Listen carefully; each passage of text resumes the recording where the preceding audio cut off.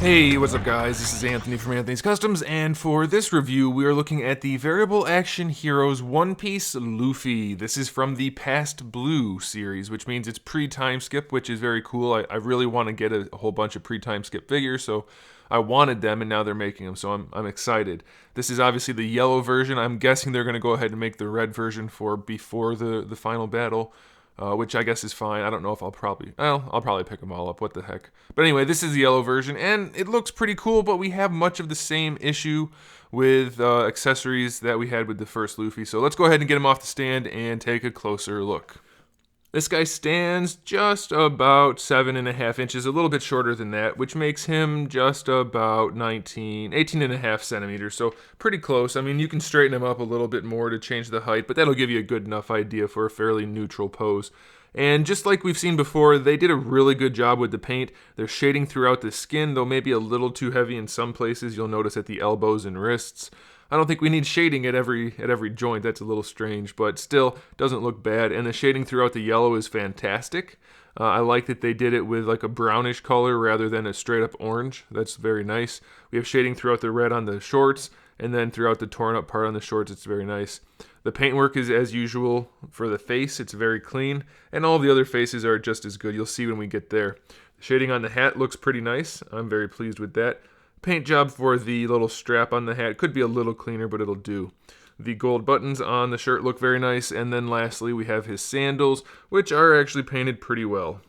Not absolutely perfect, but definitely good enough. They're not going to stand out as being a problem. Before we get into the figure anymore, let's talk about accessories.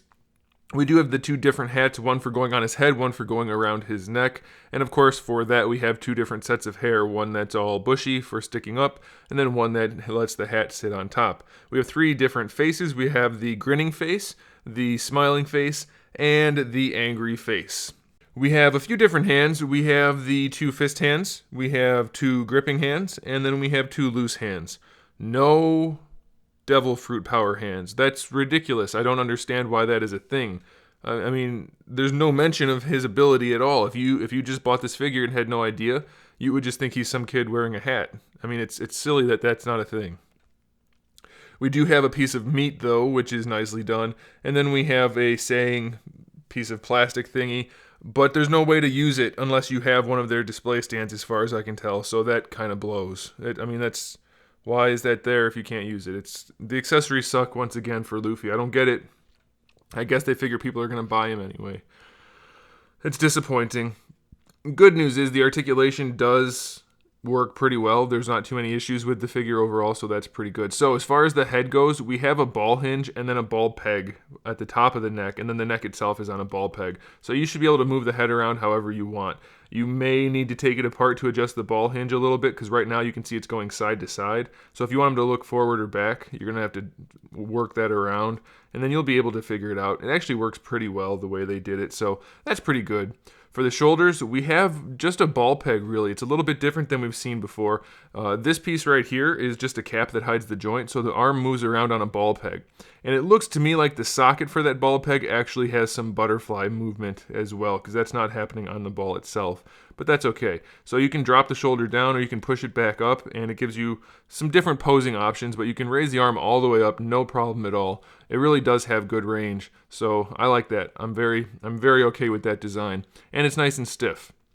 You do have a bicep swivel that works nicely. Double jointed elbow gives you almost 180 degrees, so that's really good.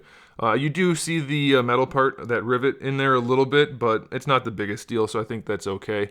And then lastly, of course, for the arms, we have our ball hinge, which works very nicely. It seems that they're refining that design a little bit. The hands are much more easy to interchange on this guy, so that's good. For the upper torso, I do believe it's a double ball peg. You can kind of shift it as you're posing it, but you do get really good range going back, good range going forward, side to side.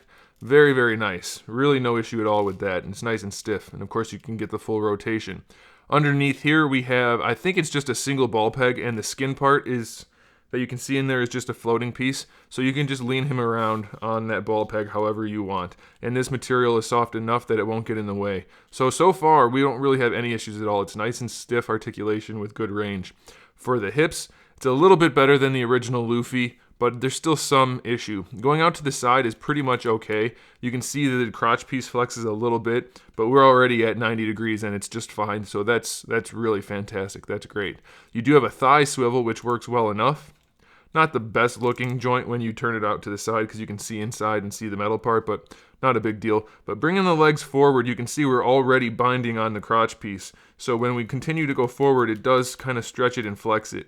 Now, it doesn't have the same issue as the original one. There's no cracking or wrinkling, but you're going to probably want to be careful. You can see that's pretty good range though, and I haven't really forced it too much, so you may be able to get even more, but I don't want to risk it because I think that's plenty. For the knee, we actually have an extra joint in here for the thigh, which is to allow for the leg to move on the shorts. So you can use the double jointed knee to give him really good range going behind the shorts, though of course you do see inside, or you can just leave it like this and have less range. That's totally up to you. I don't personally care for that extra big gap, but since he does have baggy shorts, I don't think it's that big of a deal. It's also worth noting that you have another thigh swivel down here. So if you don't want to use that one that's up there, you're still good to go. For the ankles, we have our standard hinge, though it doesn't give you the best range. It's good enough going forward, doesn't go back very far at all, and then rotating the foot for an ankle rocker is almost impossible because they brought the shin or the ankle bone down all the way on the leg, so you can't rotate the foot.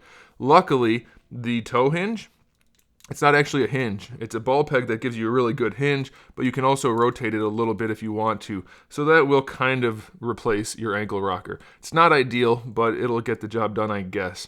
So ultimately, it's a solid figure. Nothing really too bad about it other than that ankle joint. The only problem, I guess, is the articulation. The accessories. The articulation's really good on this guy. I'm very happy with that. And the overall look of the figure, very happy with that. This joint inside the thigh is a little bit loose, but that's not the biggest of deals. I think it'll be okay. And frankly, you could glue it. I'm not saying you should. I'm saying if you wanted to, you could, and then you wouldn't have to worry about it. Like put it right in the middle, and I think you'd be okay. But that's totally up to you. Do it at your own risk. So yeah, the accessories blow big time, but the figure itself is really nice. So I'm going to recommend it with the advisory that the accessories blow big time. So there you go, guys. Thanks for watching. Make sure you subscribe to the channel.